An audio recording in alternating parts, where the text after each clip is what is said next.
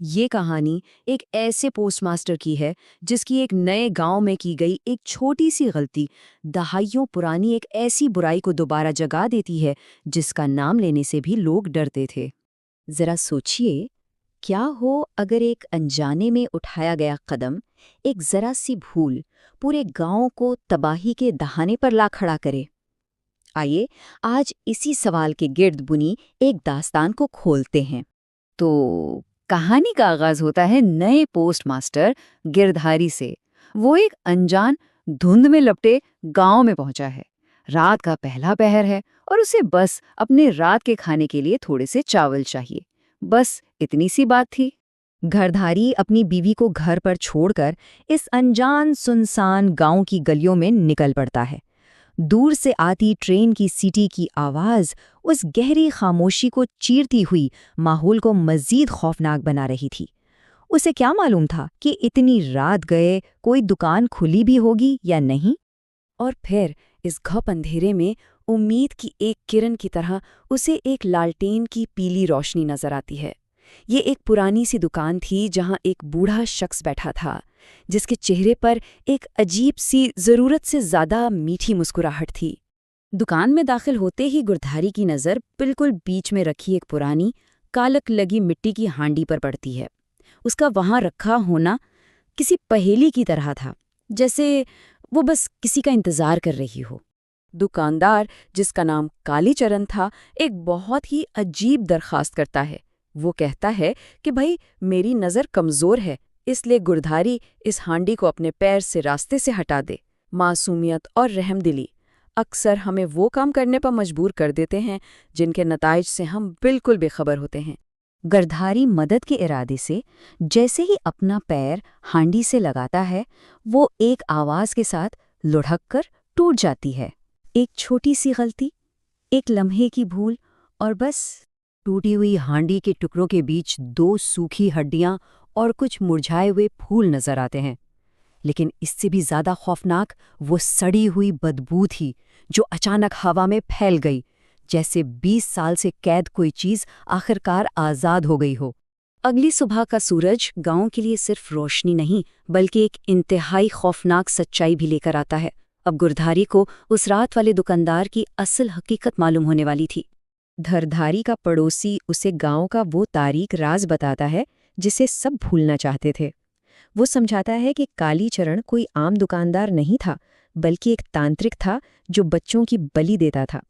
20 साल पहले जब गांव वालों को इसकी हकीकत पता चली तो एक हुजूम ने गुस्से में आकर इसे मार डाला, लेकिन उसकी बदरूह को एक सन्यासी ने उसी मिट्टी की हांडी में कैद कर दिया था।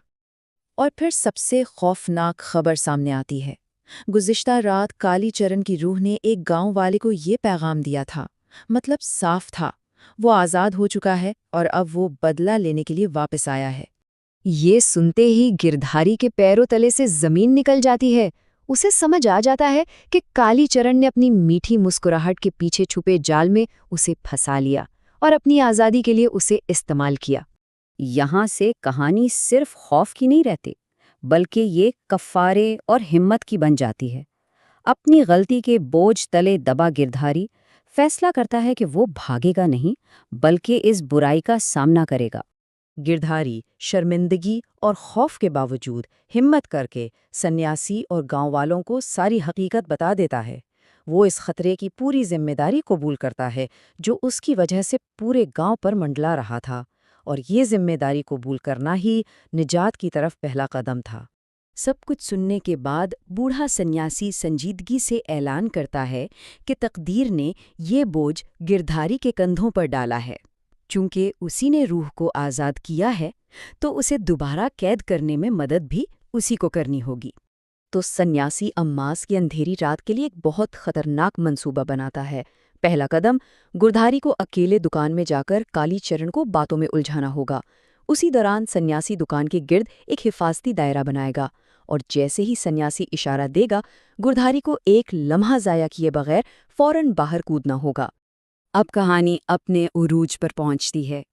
ये अच्छाई और बुराई, इंसान और शैतान के दरमियान एक आखिरी मुकाबले की रात है। मंसूबे के मुताबिक गुरधारी अपनी जान खतरे में डालकर कालीचरण को बातों में उलझाए रखता है। जैसे ही सन्यासी अपना काम मुकम्मल करता है, वो अपनी पूरी ताकत से चिल्लाता है और गुरधारी को बाहर आने का इशारा देता है। जैसे ही गुरधारी हिफाजती दायरे से बाहर कूदता है, कालीचरण का मीठा भिरूप खत्म हो जाता है और उसका असली शैतानी चेहरा सामने आ जाता है। वो गुस्से से चिल्लाता है, लेकिन सन्यासी भी उसे हमेशा के लिए कैद करने का अहद करता है। सन्यासी और गांव वाले मिलकर मंत्र पढ़ना शुरू करते हैं और अचानक दुकान में एक पुरस्कार आग भड़क उठती है, जो कालीचरण के वजूद को अपनी लपेट में ले लेती है। उसकी चीखें आहिस्ता आहिस्ता रात की तारीकी में गुम हो जाती हैं।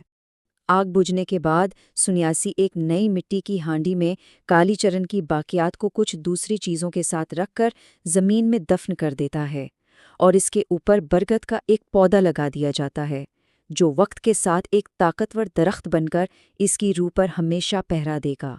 कुछ दिनों बाद गांव वाले इस मनहूस जगह के गिर्द एक दीवार खड़ी कर देते हैं। ये एक इज्तिमाई कोशिश थी, इस बात को यकीनी बनाने के लिए कि ये बुराई दोबारा कभी वापस ना आ सके।